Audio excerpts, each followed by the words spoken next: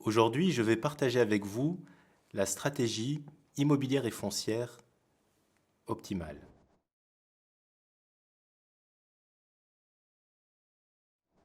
Ces 5 dernières années en France, la vacance commerciale a quasiment doublé pour atteindre en 2019 les 12%.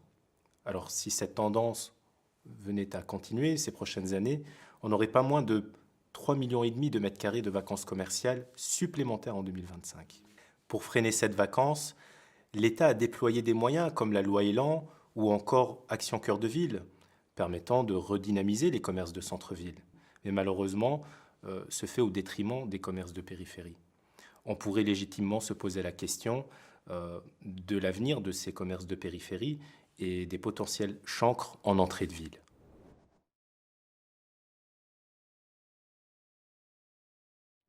Le télétravail est en plein essor, sous toutes ses formes. Le coworking, le home office, les tiers-lieux. D'après l'OCDE, en France, 40% des emplois sont télétravaillables. On était seulement 7% à le faire de manière régulière en 2019. Face à ce phénomène, des entreprises s'organisent. Certaines sous-louent leurs espaces inoccupés, d'autres mettent en place des solutions comme le coworking, ou encore d'autres mettent en place un maillage de leurs établissements de manière beaucoup plus diffuse sur les territoires.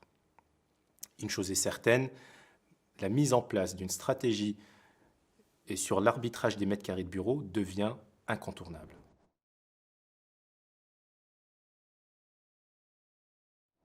Les pouvoirs publics prônent la zéro artificialisation nette, ce qui implique une densification urbaine qui passe par notamment la reconquête des friches. D'ailleurs, l'ADEME en dénombre 150 000 hectares sur l'ensemble du territoire. La situation géographique de certaines est idéale, prenons l'exemple de Fifcaille à Lille, qui occupe une certaine centralité dans l'agglomération, avec 17 hectares de friches industrielles transformées en une halle gourmande, transformée aussi en un gymnase et en un incubateur. L'enjeu, au-delà de celui de la dépollution de ces friches, est d'appréhender les potentiels et la programmation idéale, tenant compte bien évidemment du contexte local de chacune d'entre elles.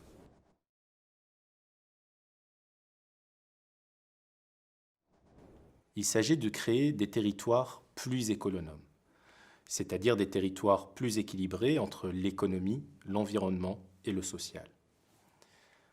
Cela permet de faciliter l'accès aux habitants à des fonctions urbaines telles que les bureaux, les services ou les commerces, et aussi de les inclure dans les projets et les réflexions des territoires de demain, par exemple par le placemaking. Chez Géoconsulting, cette mixité fonctionnelle est un véritable enjeu pour les projets et les territoires de demain.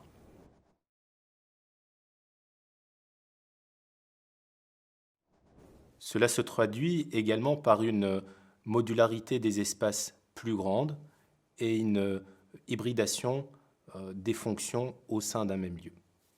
La programmation du concept Le Garage à Lille en est un exemple inspirant. Chez Géoconsulting, ces 5 leviers sont fondamentaux pour préparer vos projets et vos territoires de demain.